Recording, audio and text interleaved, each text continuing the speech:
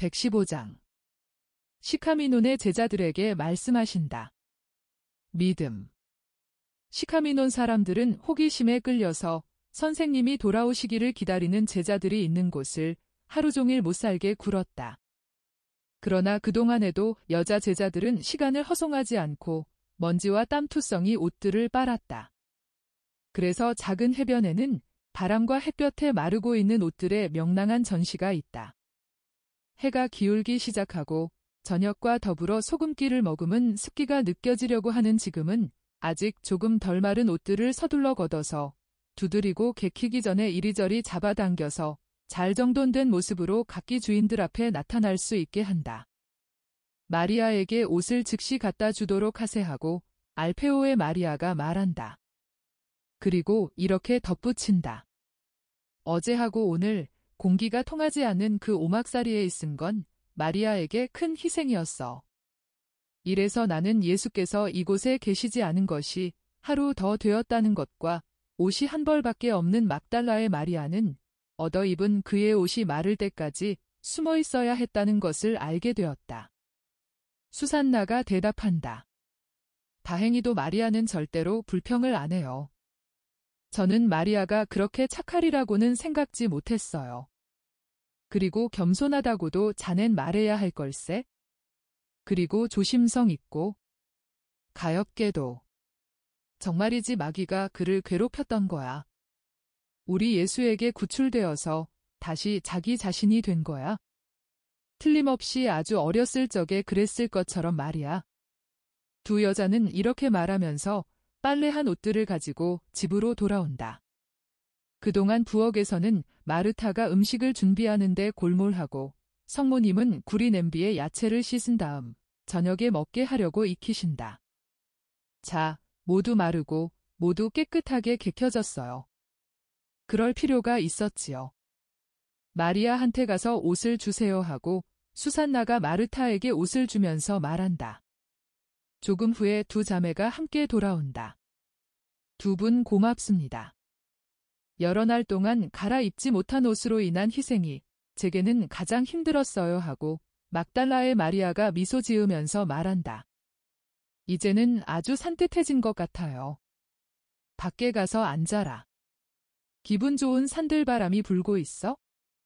그렇게 오랫동안 틀어박혀 있었으니 넌 그럴 필요가 있을 거다 하고 마르타가 지적한다. 마르타는 동생보다 키가 작고 몸이 홀쭉하기 때문에 그의 옷을 빠는 동안 수산나나 알페오의 마리아의 옷을 입고 있을 수가 있었다. 이번에는 이렇게 해서 어려운 고비를 넘겼지만 이 다음에는 우리도 다른 사람들처럼 작은 배낭을 만들어 가지고 다녀야겠어. 그래야 이런 난처한 일을 당하지 않을 거야 하고 막달라 마리아가 말한다. 뭐라고? 너도 우리처럼 선생님을 따라다닐 생각이냐? 물론이지. 그와 반대되는 명령을 내리지 않으시면 말이야. 이젠 그분들이 돌아오는지 보러 해변에 가봐야지. 오늘 저녁에는 돌아오실까? 그럴 걸로 생각한다 하고 성모님이 대답하신다. 나는 예수가 페니키아에 갔기 때문에 걱정이 된다. 그러나 나는 예수가 사도들과 같이 있다는 생각을 하고 또 페니키아인들이 어쩌면 다른 많은 사람들보다 더 나을지 모른다는 생각도 한다. 그렇지만 예수를 기다리는 사람들 때문에 그가 돌아왔으면 한다. 셈에 갔더니 어떤 어머니가 나를 붙잡고 부인은 갈릴레아 선생님, 사람들이 메시아라고 부르는 분과 같이 계십니까? 그럼 와서 제 아이를 보세요. 1년째나 열병에 시달리고 있답니다 하고 말했어. 그래서 어떤 작은 집으로 들어갔었다. 가엾은 어린 것. 꼭 죽어가는 작은 꽃 같았어. 예수한테 말하겠다. 마르타가 말한다. 병을 고쳐달라고 청하는 다른 사람들도 있습니다. 가르침보다는 병나음을 바랍니다. 사람은 아주 영적인 존재가 되기가 어렵다. 사람은 육체의 호소와 그 요구를 더 많이 듣는다 하고 성모님이 대답하신다. 그렇지만 기적이 있은 다음에는 영의 생명에 태어나는 사람이 많습니다. 마르타야, 그렇다. 그래서 내 아들이 그렇게 많은 기적을 하는 것이다. 사람들에게 대한 인자로 그러기도 하지만 이 방법으로 사람들을 그의 길로 끌어들이기 위해서 그러기도 한다. 그렇지 않으면 너무나 많은 사람이 그 길을 따르지 않을 것이다. 예수와 같이 가지 않았던 엔도르의 요한이 집으로 돌아오고 그와 더불어 그들이 사는 작은 집으로 갔던 많은 제자들이 온다. 거의 동시에 막달라 마리아가 돌아오면서 말한다. 돌아들 오세요. 어제 새벽에 떠났던 배 5척이에요. 저는 아주 잘 알아봤어요. 피로하고 목들이 마를 거야? 물을 또 기르러 가야지. 샘물이 아주 시원해하고 알페오의 마리아가 말하면서 물병들을 들고 나간다. 예수, 마중을 나가자. 오너라 하고 성모님이 말씀하신다. 그러면서 막달라 마리아와 엔도르의 요한과 같이 나가신다. 마르타와 수산나는 화덕 옆에 남아서 얼굴이 새빨갛게 되어가지고 식사 준비를 마저 하느라고 골몰에 있기 때문이다. 해안을 끼고 가서 다른 어선들이 들어와서 쉬고 있는 작은 부두에 이르렀다. 부두 끝에서는 만 전체와 만의 이름과 같은 이름을 가진 도시가 보이고 항행하느라고 약간 기운 채 빨리 달려오는 배 5척도 보인다. 돌들은 유리한 북풍으로 팽팽하게 부풀었고 바람은 더위에 시달린 사람들을 식혀준다. 시몬과 다른 사람들이 얼마나 요령있게 일을 처리하는지 보세요. 암초를 지났습니다. 이제는 이곳에는 해류가 세기 때문에 그것을 우회하느라고 먼 바다로 나갑니다. 보세요. 이제는 모두가 잘 되었습니다. 곧 이리로 올 겁니다 하고 엔도르의 요한이 말한다. 과연 배들이 점점 더 가까이 오고 배 안에 있는 사람들을 구별할 수 있게 되었다. 예수께서는 첫 배의 이사학과 같이 계시다. 예수께서는 일어서셨다. 그러니까 그분의 큰 키가 대단히 위엄있게 나타난다.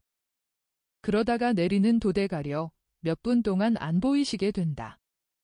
과연 배는 빙 돌아서 방향을 바꾸어 부두 위쪽에 있는 여자들 앞을 지나서 작은 부두의 안전지대로 들어가려고 한다.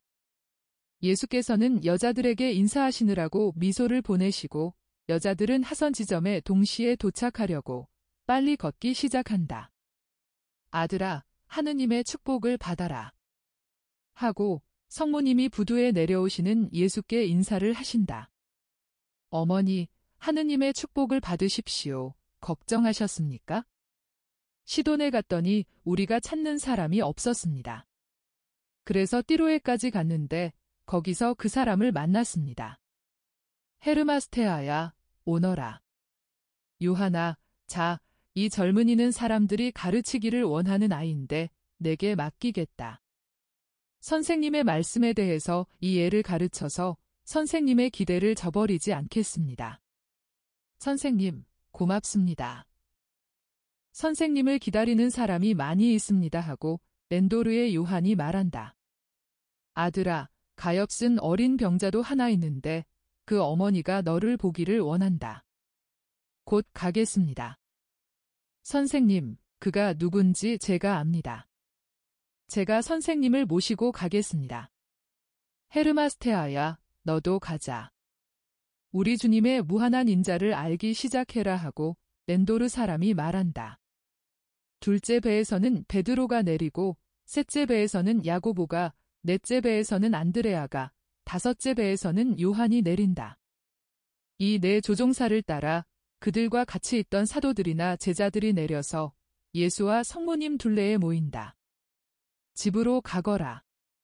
나도 곧 가마. 그동안 식사에 필요한 것을 준비하여라. 그리고 기다리는 사람들에게는 저녁 늦게 말하겠다고 일러라. 그런데 병자들이 있으면요. 그 사람이 행복하게 집으로 돌아갈 수 있게 식사 전에라도 우선 그들을 고쳐주겠다. 그들은 헤어진다. 예수께서는 엔도르의 사람과 헤르마스테아와 같이 시내 쪽으로 가신다.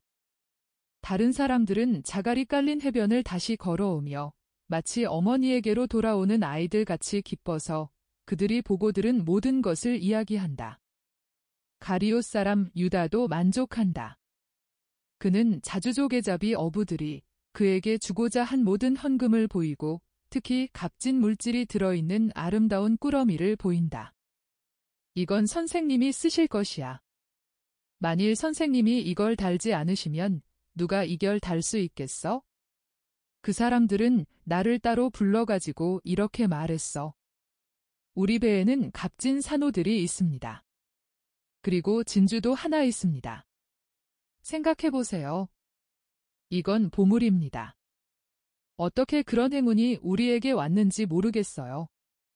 그렇지만 선생님을 위해서 기꺼이 당신에게 그것들을 주겠습니다. 와서 보세요. 그래서 선생님이 기도하시려고 어떤 동굴로 들어가신 동안 나는 그 사람들을 기쁘게 하려고 그리 갔었어. 매우 아름다운 산호들이 있고 진주도 하나 있었지? 크진 않지만 아름다운 것이었어. 나는 그 사람들에게 이렇게 말했어. 이것들을 포기하지 마시오. 선생님은 보석을 지니지 않으십니다.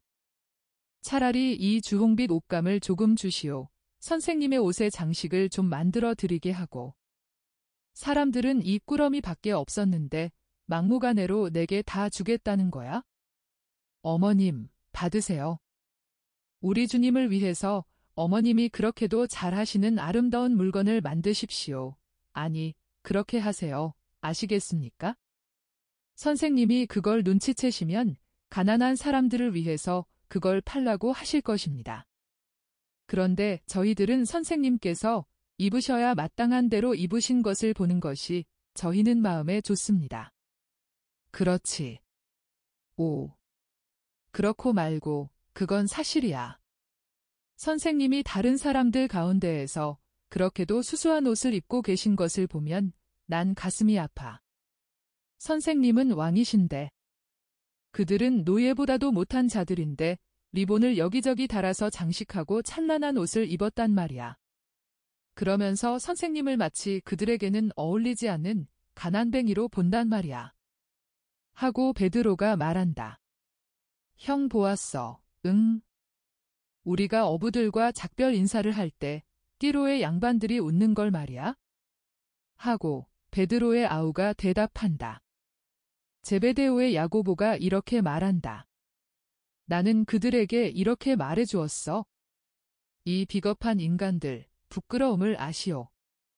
선생님의 흰옷의 실 한 오라기만으로도 당신들의 그 모든 싸구려 장신구보다 더 값어치가 있소 하고. 이왕 유다가 그걸 얻을 수 있었으니 저는 아주머니께서 장막절을 위해 그걸 마련하셨으면 합니다 하고 다른 유다, 즉 타데오가 말한다. 나는 자주빛 옷감을 길쌈한 적은 한 번도 없었다. 그러나 해보겠다. 성모님은 빛깔이 찬란한 부드럽고 가볍고 폭신폭신한 아주 고운 양털을 만지시면서 말씀하신다. 제 유모가 그걸 잘 압니다 하고 아름다운 것에는 정통한 막달라 마리아가 말한다. 우리는 가이사리아에서 유모를 보게 될 것입니다. 유모가 어머님께 어떻게 하는지 보여드릴 것입니다. 어머님은 무엇이든지 잘할 줄 아시니까 이내 배우실 것입니다. 저는 목과 소매와 옷 아래에 선을 두르겠습니다.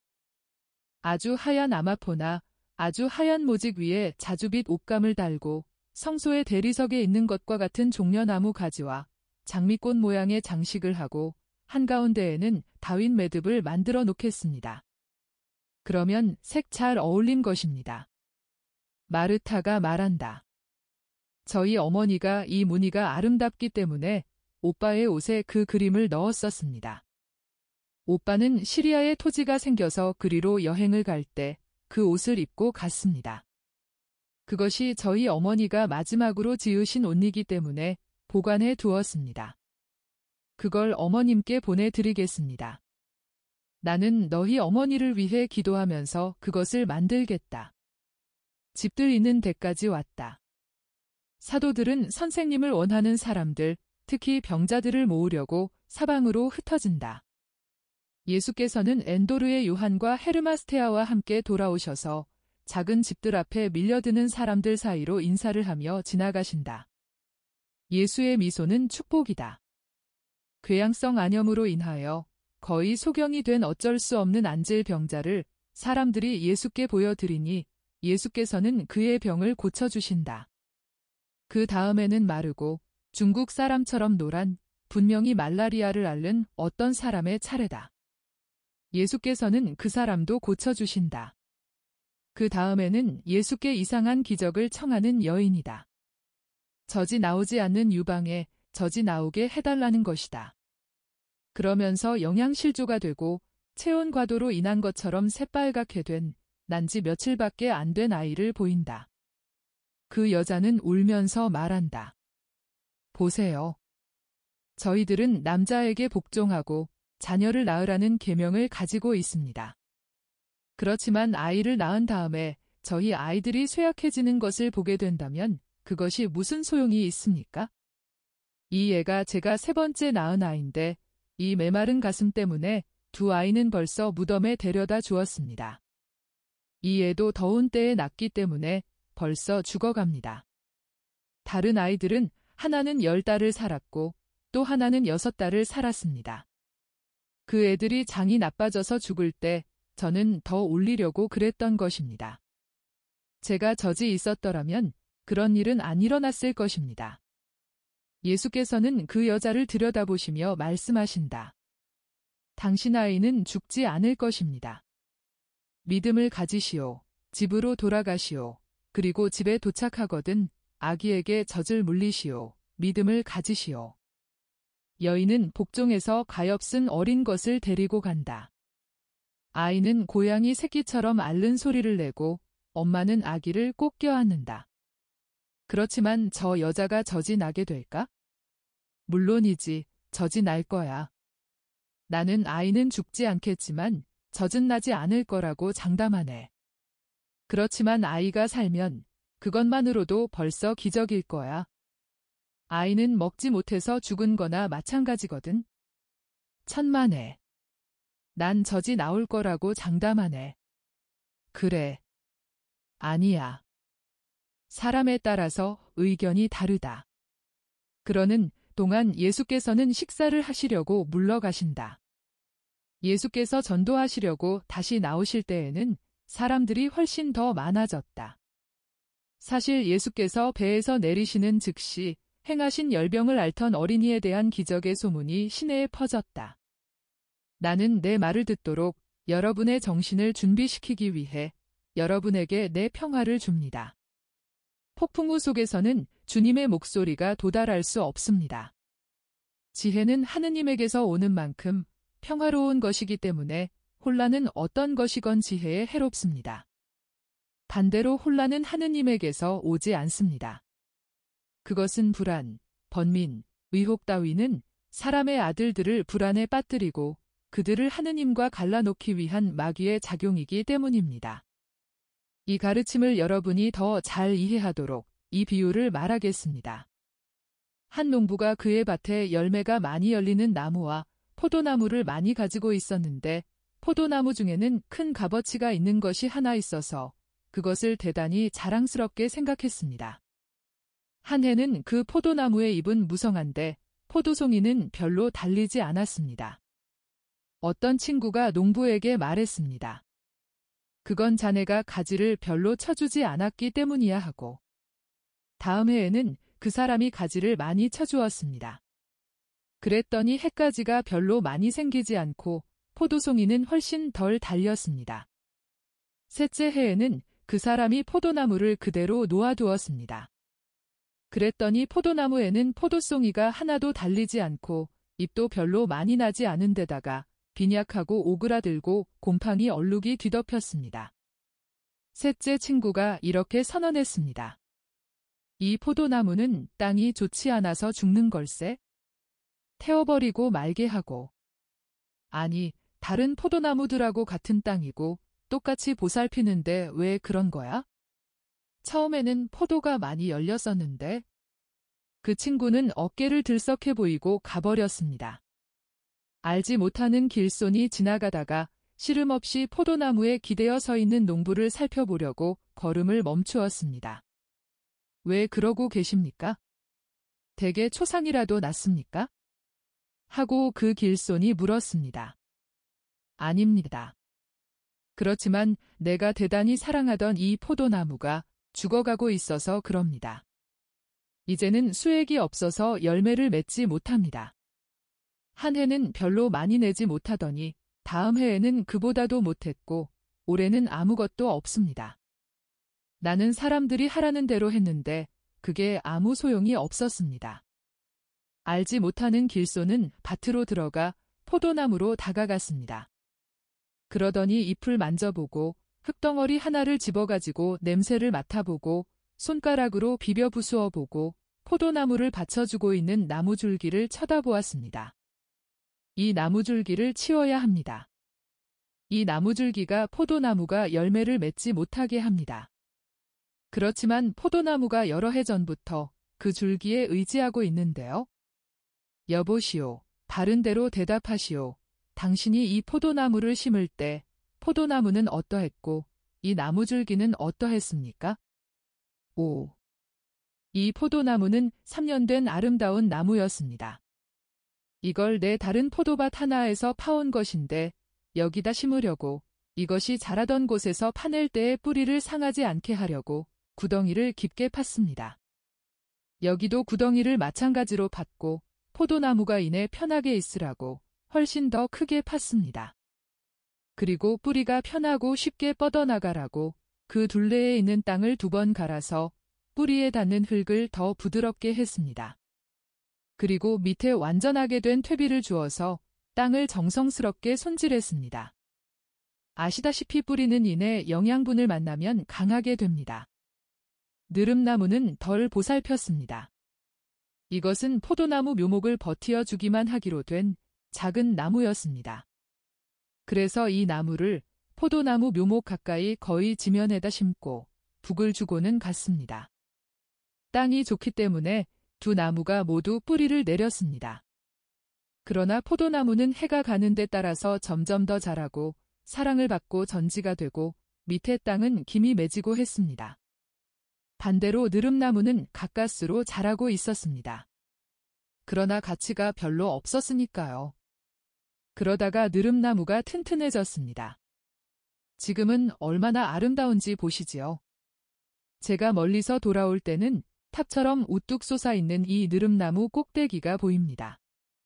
그래서 제 작은 왕국의 간판과도 같습니다. 전에는 포도나무가 느릅나무를 덮어서 그 아름다운 잎들이 보이지 않았었습니다. 그러나 지금은 저 위의 잎들이 햇빛을 받아 얼마나 아름다운지 보십시오. 그리고 줄기는 또 어떻고요? 늘씬하고 힘있습니다. 이 나무는 포도나무가 이스라엘 탐험가들이 그라페의 계곡에서 파온 포도나무들만큼이나 힘있게 되었어도 여러 해 동안 포도나무를 버티어 줄 수 있었습니다. 그런데 반대로 포도나무를 죽였지요.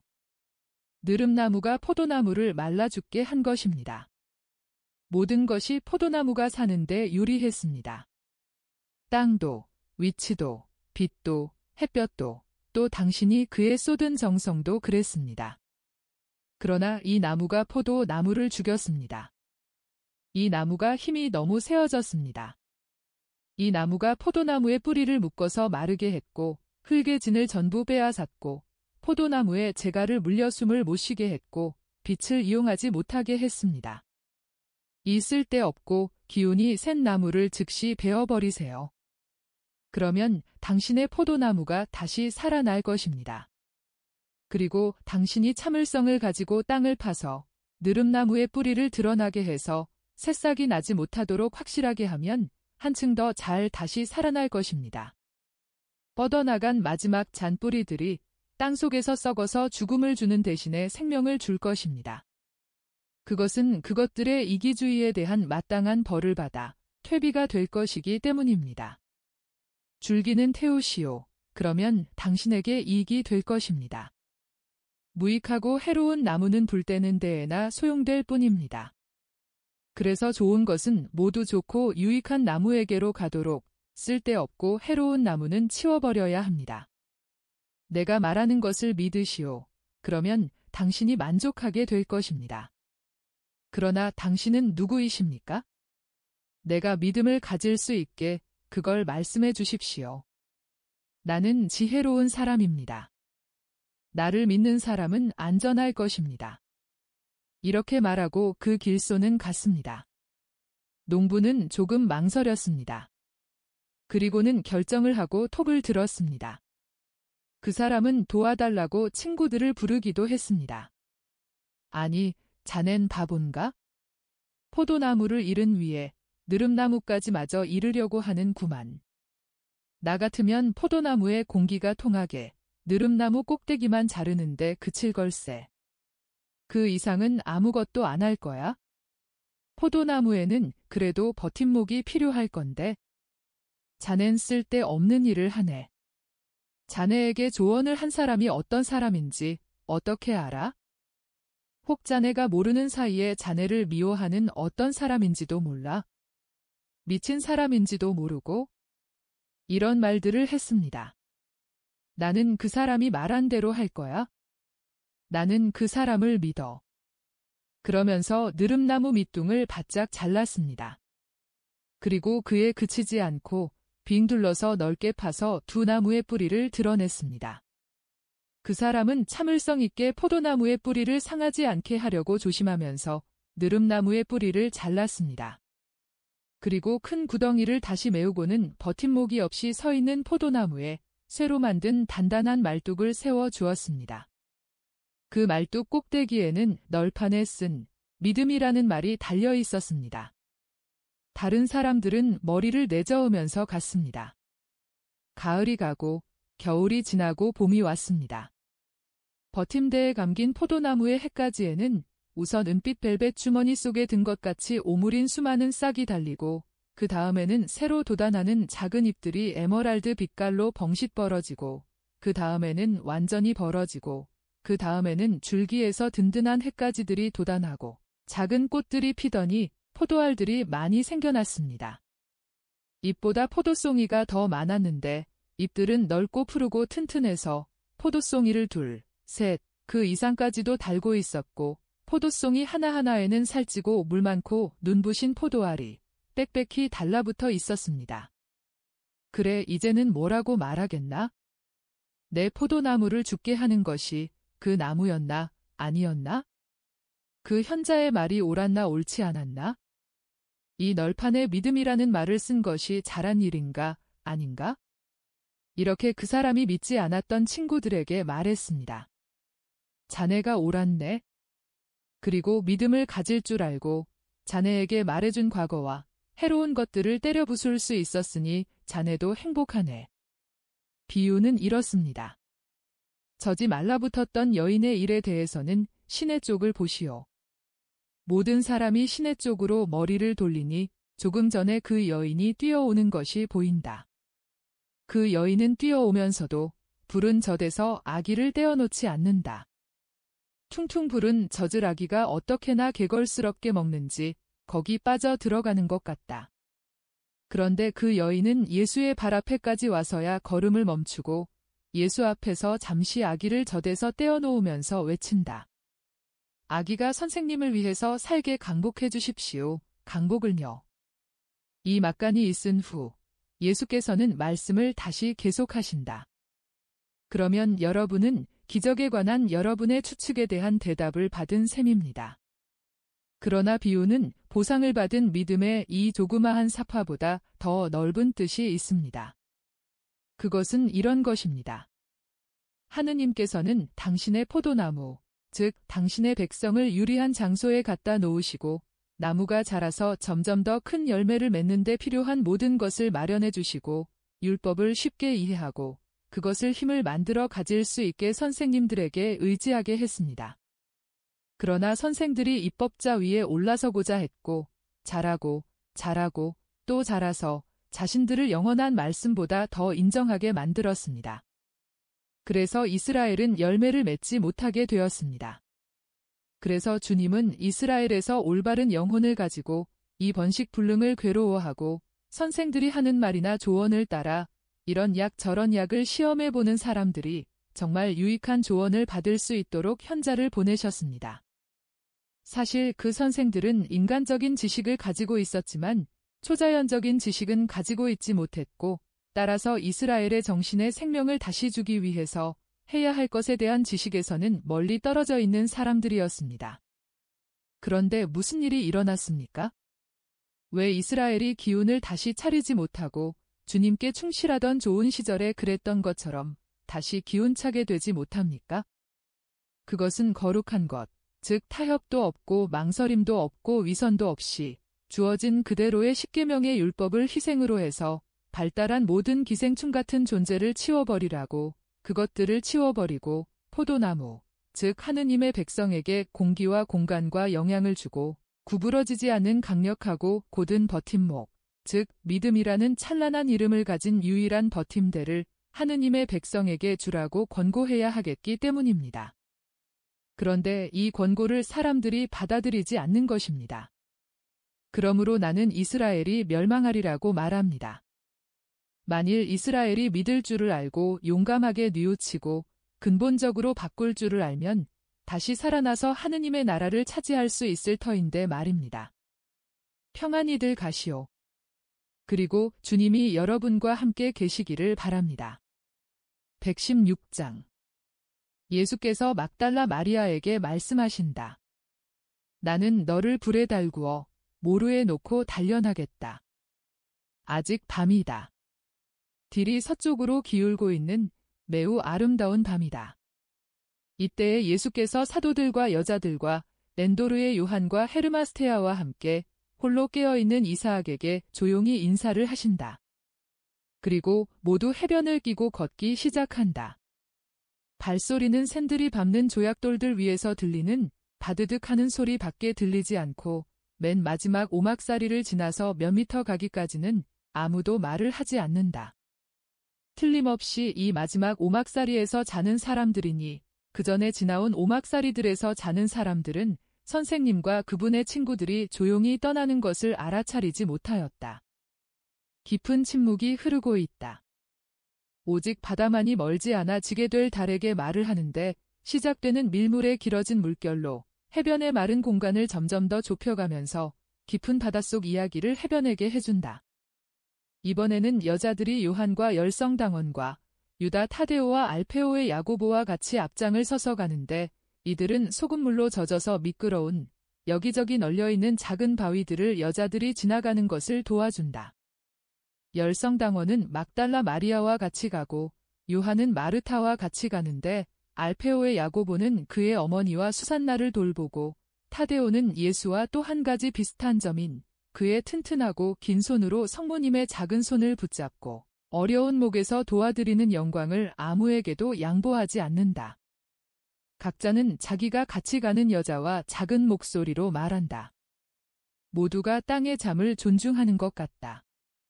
열성당원은 끊임없이 막달라의 마리아와 말을 하는데 시몬이 그래 달리 할 일은 아무것도 없다 하는 뜻을 나타내는 몸짓으로 팔을 여러 번 벌리는 것이 보인다. 그러나 그들이 더 앞서가기 때문에 무슨 말을 하는지는 들리지 않는다. 요한은 같이 가는 마르타에게 이따금씩만 말하는데 바다를 가리키고 또 서쪽 비탈에 아직 흰 달빛을 받고 있는 가르멜산을 가리키면서 말한다. 아마 지난번에 가르멜산의 저쪽을 끼고 갔던 길에 대하여 이야기하는 모양이다. 알페오의 마리아와 수산나 사이에 있는 야고보도 가르멜산에 대하여 말한다. 그는 어머니에게 이렇게 말한다. 예수가 저하고만 저 위로 올라가기로 약속했어요. 그리고 저한테만 무슨 말을 해주겠다고 약속했어요 하고. 얘야, 무슨 말을 하려고 그러는 거냐? 나중에 내게 말해줄래? 어머니, 그게 비밀이면 말씀드릴 수 없어요 하고 야고보가 매우 다정스러운 미소를 지으면서 말한다.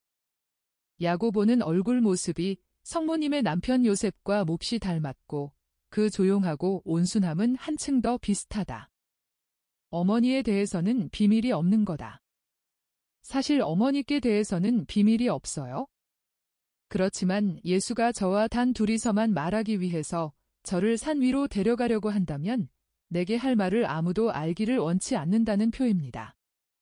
그리고 어머니는 제가 지극히 사랑하는 내 소중한 어머니이시지만 예수가 어머니 위에 있고 예수의 뜻도 어머니보다 더해요. 그렇지만 때가 되면 제가 예수의 말을 어머니에게 말씀드려도 되는지 물어보겠습니다. 어머니 만족하세요? 예수한테 물어보는 걸 너는 잊어버릴 거다.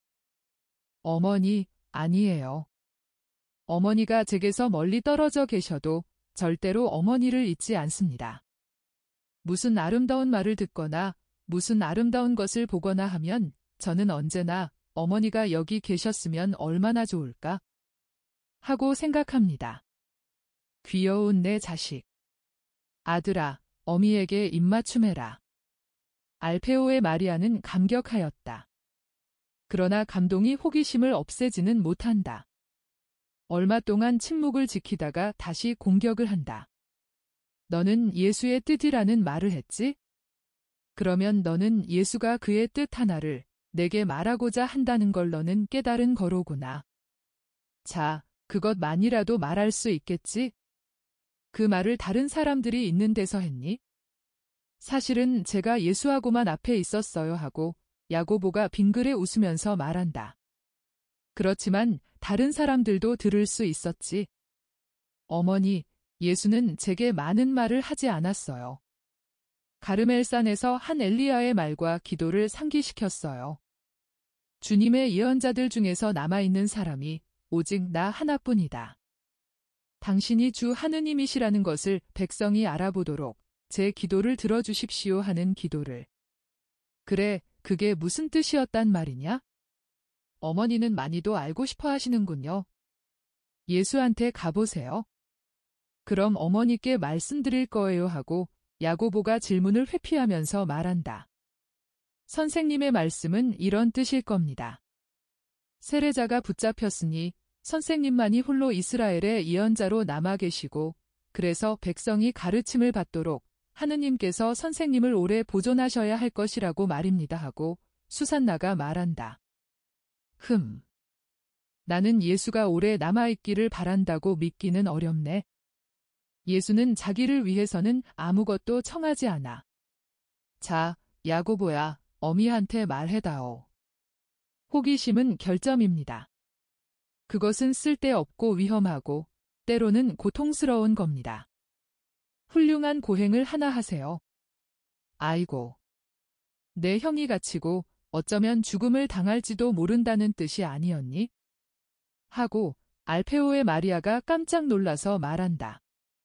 어머니, 어머니의 사랑으로 어머니의 아들 하나하나가 온 세상과 마찬가지겠지만 유다 형은 모든 예언자가 아니에요.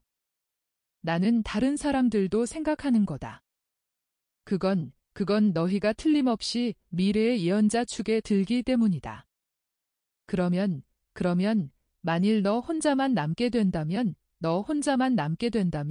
그건 다른 사람들이 내 유다가 아이고. 알페오의 마리아는 야고보와 수산나를 내버려 두고 타데오가 물어보는 것은 상관도 하지 않고 처녀처럼 빠르게 뒤로 돌아온다. 알페오의 마리아는 마치 쫓기는 듯이 예수께서 계신 집단으로 온다.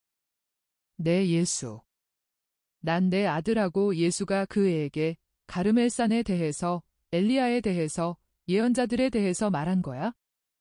야고보가 혼자 남아 있을 거라고. 그럼 유다는 어떻게 될 건가? 그 앤 내 아들이야, 알지? 알페오의 마리아는 극도의 불안과 뛰어온 것으로 인하여 숨을 헐떡이며 말한다. 아주머니, 저도 압니다. 그리고 그가 제 사도가 된 것을 아주머니가 기뻐하신다는 것도 압니다. 아주머니는 어머니로서 모든 권리를 가지고 계시고 저는 선생과 주님으로서 권리를 가지고 있다는 것을 아주머니는 아시지요. 사실이야. 그렇지만 유다는 내 아들인 걸 하고 장례를 예감하면서 마리아는 비통하게 운다. 쓸데없는 눈물을 많이도 흘리십니다. 그러나 어머니의 마음에는 모든 것을 용서합니다. 아주머니, 이리 오세요. 울지 마세요. 전에도 한 번 아주머니를 제가 위로해 드렸지요. 그때에도 아주머니가 겪던 큰 고통이 하느님에게서 아주머니와 남편 알페오와 아이들을 위해서 큰 은총들을 얻게 한 것이라고 제가 약속했습니다. 예수께서는 아주머니의 어깨에 손을 얹으시고 당신 곁으로 끌어당기신다. 예수께서는 당신과 같이 있던 사람들에게 너희들은 앞으로 먼저 가거라 하고 명령하신다. 그리고 클레오파의 마리아와 단 둘이서 다시 말씀을 시작하신다. 그런데 저는 거짓말을 하지 않았습니다. 알페오 아저씨는 저를 부르면서 돌아가셨습니다. 이 이후로 하느님께 대한 아저씨의 빚은 전부 없어졌습니다. 전에 인정하려고 하지 않았던 이해하지 못하는 친척, 메시아에게로 돌아온 그 회개는 아주머니의 고통이 얻어낸 것입니다. 이제는 아주머니가 받으시는 고통이 결단을 내리지 못하는 시몬과 고집센 요셉이 알페오 아저씨를 본받도록 하게 만들 것입니다. 그래, 그렇지만 내 유다에게는 어떻게 할 건가? 저는 유가를 지금 사랑하는 것보다 한층 더 사랑하겠습니다. 안 돼, 안 돼, 그 말에는 위협이 한 가지 있어. 오, 예수. 오, 예수. 성모님도 그것이 어떤 성질의 것인지는 아직 알지 못하시는 동서의 고통을 위로하시려고 뒤로 돌아오신다. 그리고 성모님이 곁에 와 계신 것을 보고 알페오의 마리아가 한층 더 서럽게 울면서 그것을 가르쳐주자 성모님은 달 자체보다도 더 창백해지신다. 알페오의 마리아는 탄식한다. 동서가 예수에게 말해줘요. 안 돼, 안 돼. 내 유다가 죽어서는 안 돼. 한층 더 창백해지신 성모님이 그에게 말씀하신다. 제 아들이 죽음을 면하도록 그렇게 청하지도 못하는데 형님을 위해서 그것을 제가 청할 수 있어요. 형님, 저와 함께 아버지의 뜻이 하늘과 땅과 어미들의 마음속에 이루어지기를 바랍니다 하고 말씀하세요. 자식들의 운명을 통해서 하느님의 뜻을 행하는 것, 이것이 우리 어머니들의 구속하는 고통이에요. 그리고 한편 유다가 죽임을 당해야 한다거나 형님이 세상을 떠나기 전에 죽임을 당해야 한다는 것도 아니에요. 진리와 사랑의 나라에서 형님이 모든 것을 하느님의 빛과 신령하게 된 형님의 모성을 통해서 보실 때에는 유다가 아주 고령에까지 이르기를 위해서 형님이 지금 하는 기도가 얼마나 짐스럽게 느껴지겠습니까? 그때에는 복된 사람으로서도 그렇고 어머니로서도 그렇고 유다가 그 구속하는 사람의 처지로 내 예수와 비슷해지기를 바라실 것이고 유다를 다시 영원히 형님 곁에 두기를 열망하실 거라고 확신합니다. 어머니들의 고통은 자식들과 헤어져 있는 것이니까요. 그 고통은 하도 큰 것이어서 우리를 받아들일 하늘에서조차도 사랑의 고민으로 그대로 남아있을 것이라고 나는 생각해요. 밝아오는 새벽의 고요 속에서 매우 크게 들린 마리아의 울음 때문에 모든 사람이 무슨 일인지 알기 위하여 뒤로 돌아오게 되었다. 그래서 성모님의 말씀을 듣고 모두가 감동하게 된다. 막달라의 마리아가 이렇게 중얼거리면서 운다. 그런데 나는 그 고통을 이 세상에서부터 어머니께 드렸어요. 마르타도 이렇게 말하면서 운다. 자녀들과 어머니 사이의 헤어짐은 양쪽에서 다 겪는 고통이에요. 베드로도 눈에 눈물이 글썽하고 열성당원은 바르톨로메오에게 이렇게 말한다.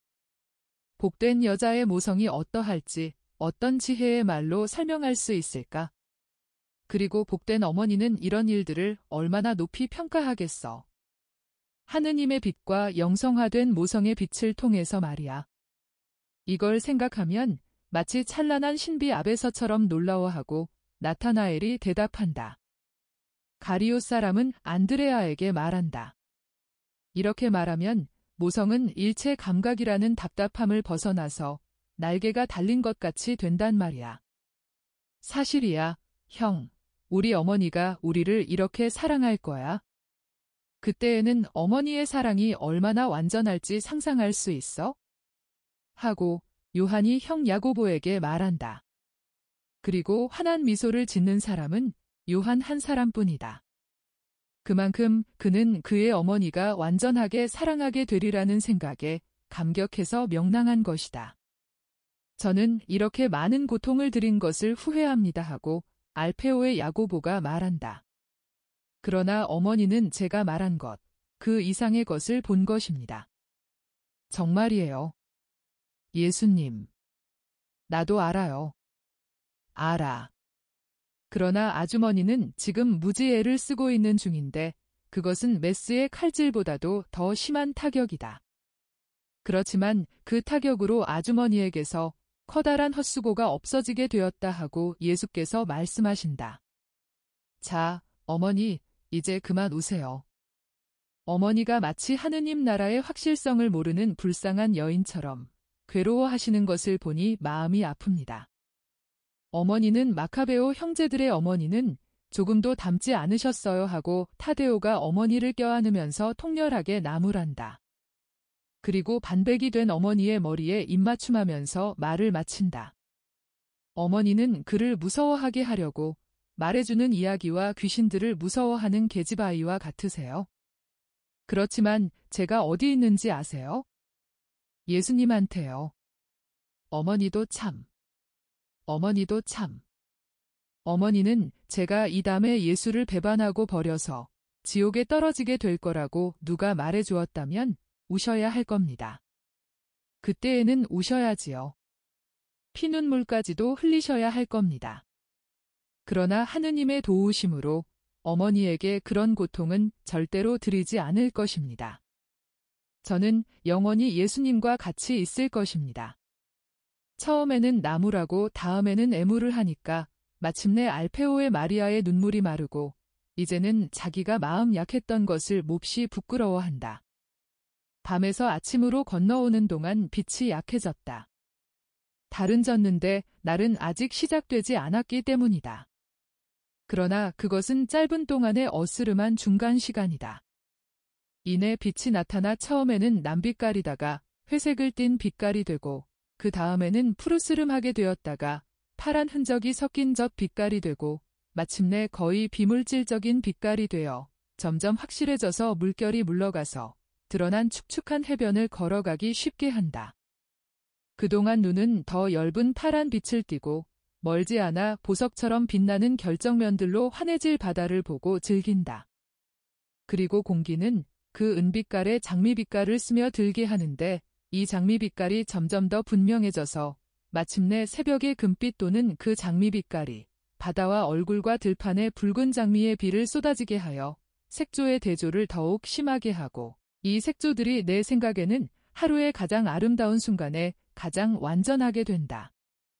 내 생각에 하루의 가장 아름다운 순간은 해가 동력 경계선 밖으로 솟아오르며 처음 햇살을 산과 비탈과 수풀과 풀밭과 무한히 넓은 바다와 하늘의 공간으로 보내서 눈에 흰 빛깔이거나 벽과 같은 초록빛으로 변하는 먼 산들이 남빛이거나 엷어져서 장미빛깔을 받는 하늘의 코발트색이거나 비취색 무늬가 있고 진주색 줄이 있는 바다의 사파이어 빛깔이거나 모든 빛깔을 두드러지게 하는 순간이다.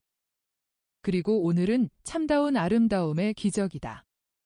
무거운 고요 속에 죽어있는 바다도 아니고 바람들의 싸움으로 마구 뒤죽박죽이 된 바다도 아니고 꼭대기에 거품이 얹힌 주름으로 표시가 된 매우 약한 파도로 살아있는 듯하게 된 장엄한 생명을 지닌 바다이다. 우리는 해가 뜨겁기 전에 도라에 도착할 것이다. 그리고 황혼에 다시 떠난다. 내일 가이시리아에서는 너희들 자매의 피로가 끝날 것이다. 그리고 우리도 쉴 것이다. 너희 마차가 틀림없이 기다리고 있다. 거기서 우리는 헤어진다. 마리아야, 왜 우느냐? 그러면 오늘은 내가 모든 마리아가 오는 것을 보아야 한단 말이냐? 하고 예수께서 막달라 마리아에게 말씀하신다. 선생님을 떠나는 것이 얘는 괴로워서 그럽니다 하고 언니가 마리아를 변호하며 말한다. 우리가 다시 그것도 멀지 않아 만나게 되지 않는다는 것도 아닌데. 마리아는 아니라는 표시를 한다. 열성당원이 설명한다. 마리아는 선생님께서 곁에 계시지 않으면 착하게 되지 못할까 봐 두려워합니다. 마리아는 두려워합니다. 선생님이 아주 가까이 계셔서 마귀를 멀리해 주지 않으시면 너무 심한 유혹을 당할까봐 두려워합니다. 조금 전에 제게 그 말을 했습니다. 그런 염려는 말아라.